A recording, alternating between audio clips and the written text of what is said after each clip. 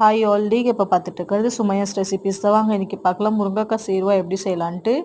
ஒரு வானில் 2 table spoon எண்ணெய் ஊற்றிக்கலாம். இஞ்சி பூண்டு பேஸ்ட் 1 டேபிள் ஸ்பூன் போட்டுக்கலாம். நல்லா வதங்கி ஆனதுக்கு உடனே நம்ம வெங்காயம் போட்டுக்கலாம். பச்சை ஸ்மெல் போட்டும் அதுக்கப்புறம் தான் வெங்காயம் போடணும். வெங்காயம் போட்டு நல்லா வதக்கிக்கலாம். ஒரு 3 to 5 மினிட்ஸ் வரைக்கும் நல்லா வதக்கிக்கோங்க. ப்ரௌன் ஆக்கிக்கோங்க. ரொம்ப ப்ரௌன் ஆக்காதீங்க, கொஞ்சம் மீடியமாக ப்ரௌன் ஆக்கிக்கோங்க.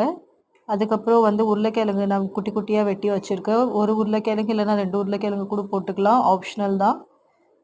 போட்டு அதையும் நல்லா வேக வச்சுக்கோங்க. அதையும் ஒரு 5 to 7 மினிட்ஸ் ஆகும் வேகிறதுக்கு. அதுக்கப்புறம் நம்ம முருங்கைக்காய் போட்டுக்கலாம். நான் முருங்கைக்காய் கம்மி குவான்டிட்டியில் தான் எடுத்திருக்கேன். உங்களுக்கு எவ்வளோ வேணுமோ நீங்கள் அவ்வளோ ஆட் பண்ணிக்கோங்க.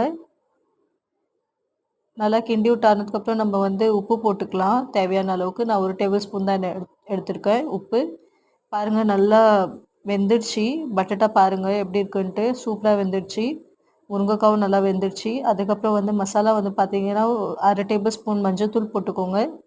1 டேபிள் ஸ்பூன் மிளகாத்தூள் போட்டுக்கலாம். 1 டேபிள் ஸ்பூன் சீரகத்தூள் போட்டுக்கலாம். கொஞ்சமாக எல்ஜி பவுடர் பெருங்காயம் போட்டுக்கலாம். நான் எல்ஜி பிராண்ட் தான் யூஸ் பண்ணிகிட்ருக்கேன்.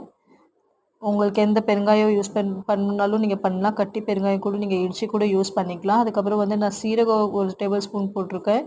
தக்காளி நான் 3 பழமாக எடுத்திருக்கேன். நல்லா மெல்லிசாக வெட்டி எடுத்துக்கலாம். நல்லா வதங்கி ஆனோடனே பாருங்கள் எவ்வளோ சூப்பராக வந்திருக்கு. இந்த வீடியோ உங்களுக்கு பிடிச்சிருந்தா லைக் பண்ணுங்கள், ஷேர் பண்ணுங்கள், கமெண்ட் பண்ணுங்கள், சப்ஸ்கிரைப் பண்ணுங்கள். மறக்காமல் பெல் ஐக்கான் பட்டன் ப்ரெஸ் பண்ணிக்கோங்க. தேங்க்யூ.